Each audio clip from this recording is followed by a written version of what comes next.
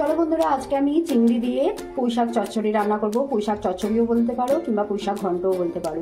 দেখো এখানে আমি নিয়ে নিয়েছি আলু, কুমড়ো, ঝিঙে, বেগুন, পটল আর কাঁঠালের দানা। আমি এইভাবে কেটে নিয়েছি প্রত্যেকটা সবজি। এখানে দেখো পুঁইশাক ডাঁটা আর পাতা পুরো ভালো করে কেটে ধুয়ে আমি রেখে দিয়েছি। আর এখানে চিংড়ি মাছকেও আমি ছাড়িয়ে বেছে ধুয়ে নিয়েছি। এবারে চিংড়ি মাছের মধ্যে একটু নুন হলুদ মাখাবো আর পুঁই শাকটাকে আমি ভাপিয়ে নেব। তাহলে চলো আমি কিভাবে রান্নাটা করছি দেখাচ্ছি। তার আগে একটা মশলা আমি বানাবো, এখানে তোমাদেরকে দেখিয়ে নিচ্ছি। দেখো এখানে 1 চা চামচ আমি জিরে নিয়েছি আর নিয়ে নিয়েছি 1 ইঞ্চি আদা। এই মশলাটা আমার লাগবে, এই মশলাটাকে আমি বেটে নেব। কড়ার মধ্যে আমি অল্প একটুখানি জল দেবো পুঁই শাকগুলোকে ভাপানোর জন্য। একদমই অল্প একটুখানি জল দিয়ে দিলাম। দিয়ে পুঁই পাতাগুলোকে, পুঁই শাক ডাঁটা সবই দিয়ে দেবো। দেখো শাকটা সব দিয়ে দিয়েছি। দিয়ে একদমই অল্প একটুখানি নুন দেবো। দিয়ে ঢাকা চাপা দিয়ে দেবো। নুনটাকে দিয়ে আগে একটু মিশিয়ে নেব। একটু উল্টে পাল্টে নিলাম। নিয়ে একটা ঢাকা দিয়ে পুঁই শাকটাকে ভাপিয়ে নিচ্ছি। দেখো ভাপানো হয়ে গেছে। এবার আমি নামিয়ে নেব। অনেকটা মজে গেছে। এবার দেখো আমি প্রথমে চিংড়িগুলো ভাজবো, তার জন্য কড়ার মধ্যে তেল দিয়ে দিচ্ছি।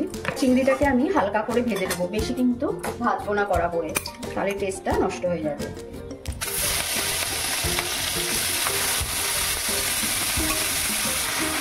দেখো কয়েক সেকেন্ড ভেজে আমি তুলে নিচ্ছি। এবার এই চিংড়ি ভাজার কড়াইয়ের মধ্যেই আমি দিয়ে দেবো তেল। এর যে স্মেলটা আছে সেই স্মেলটা নালে ধুলে পরে চলে যেত, সেই জন্য এই তেলের মধ্যেই আমি রান্না করব। দেখো এই তেলের মধ্যে আমি একটু হলুদ দিয়ে দিচ্ছি, অল্প একটু লবণ দিয়ে আমি প্রথমে বেগুনগুলোকে আমি ভেজে নেব। দেখো বেগুনগুলোকে ভেজে নিলাম। এবার বেগুনগুলোকে আমি নামিয়ে নিচ্ছি। এবার এই তেলের মধ্যে কুমড়োগুলোকেও একটু ভেজে নেব। আর কিন্তু নুন হলুদ দেবো না, নুন হলুদ প্রথমেই জানিয়েছি। দেখো কুমড়োগুলোকে ভাজা হয়ে গেছে। এবার কুমড়োগুলোকে আমি নামিয়ে নিচ্ছি।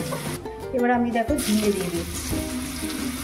এই ঝিঙেটাকে কিন্তু আমি পুরো হাই ফ্লেমে রেখে দিয়েছি। এমনি ভাজাগুলো আমি হাই ফ্লেমে রেখে ভাজাগুলোকে করলাম। আর ঝিঙে যদি গ্যাস কমিয়ে দেওয়া একদম জল বেরিয়ে যাবে। হাই ফ্লেমেই কয়েক মিনিট একটু নাড়াচাড়া করে নেব। দেখো ঝিঙেটা ভাজা হয়ে গেছে। এবার আমি ঝিঙেটাকেও নামিয়ে নেব। এবার দেখো এই তেলের মধ্যে আরও অল্প একটু তেল দেবো।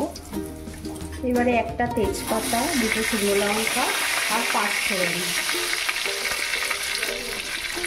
এবার আমি একটা বড় সাইজের পেঁয়াজকে পাতলা পাতলা করে কেটে রেখেছি, সেটাকে দিয়ে দিলাম। পেঁয়াজটা হালকা ব্রাউন করে ভেজে নিলাম, বেশি কড়াও না আবার বেশি নরমও না, এরকম করে ভাজলাম। দিয়ে এবার আলু আর পটলটাকে দিয়ে দেবো। আলু, পটল আর কাঁঠালের দানা। এই সময় আমি একদম পরিমাণ মতন হলুদ, পরিমাণ মতন লবণ দিয়ে দিচ্ছি। দিয়ে ভালো করে আলু, পটল, কাঁঠালের দানা একটু ভেজে নেব। দেখো আলু পটল দিয়ে ভালো করে কয়েক মিনিট আমি ভাজা করে নিলাম। এবার যে আমি জিরে আর আদার পেস্টটা বানিয়েছিলাম সেটা দিয়ে দিলাম। দিয়ে দিলাম কাঁচা লঙ্কা বাটা। এবার এই সময় ভাপানো পুঁই শাকটাকে আমি দিয়ে দেবো। দিয়ে ভালো করে হাই ফ্লেমে নাড়াচাড়া করবো কয়েক মিনিট নাড়াচাড়া করে নিয়ে এবার আমি কুমড়োটাকে দিয়ে দিলাম। এই স্টেজে কিন্তু আমি বেগুন ঝিঙেটা দেবো না। দিয়ে আরেকটু নাড়াচাড়া করে এর মধ্যে আমি এবার পরিমাণ মতন জল দেবো।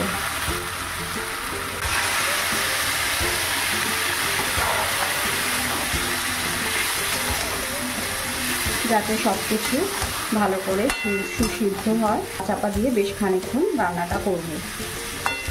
দেখো 5 মিনিট পর এবারে আমি বেগুন আর ঝিঙেটা ভেজে রেখেছিলাম সেটাকেও দিয়ে দিলাম।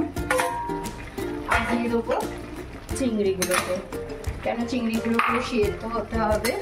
এবার দিয়ে ভালো করে মিশিয়ে আবার ঢাকা চাপা দিয়ে প্রায় 7-8 মিনিট রান্না করব, যতক্ষণ না জলটা হয়ে যাচ্ছে আর সবজিগুলো আরো সুন্দর করে সুসিদ্ধ হচ্ছে।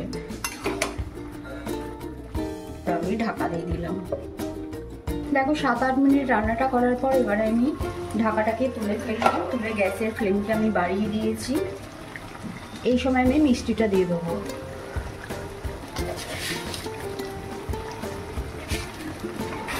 এবার জলটা একদম শুকনো শুকনো হয়ে যাবে, তারপর আমি এর মধ্যে কি মেশাই সেটা দেখো। এবার শেষে আমি একটু বেশ খানিকটা ধনে পাতা দিয়ে দিলাম। ধনে পাতা দিয়ে ভালো করে নাড়াচাড়া করে নামিয়ে নিয়ে রেডি হয়ে গেল আজকের আমার রেসিপি চিংড়ি মাছ দিয়ে পুঁই শাকের ঘন্ট বা চচ্চড়ি, তোমরা যে যাই বলো। তো রেসিপিটা কেমন হলো অবশ্যই বন্ধুরা আমাকে জানিও। দেখো সার্ভিং করার জন্য আমি একটা বোল নিয়ে নিয়েছি, তার মধ্যে এবারে আমি চচ্চড়িটাকে রাখছি। আমার এই রেসিপিটা যদি তোমাদের ভালো লেগে থাকে অবশ্যই তাহলে একটা লাইক কমেন্ট শেয়ার করো। চ্যানেলটিকে নতুন বন্ধুরাও সাবস্ক্রাইব করে আমার পাশে থেকো। সকলে সুস্থ থেকো, ভালো থেকো, পজিটিভ থেকো। আবার দেখা হবে তোমাদের সাথে নতুন রেসিপি নিয়ে। আজকের মতন এইখানেই, ধন্যবাদ।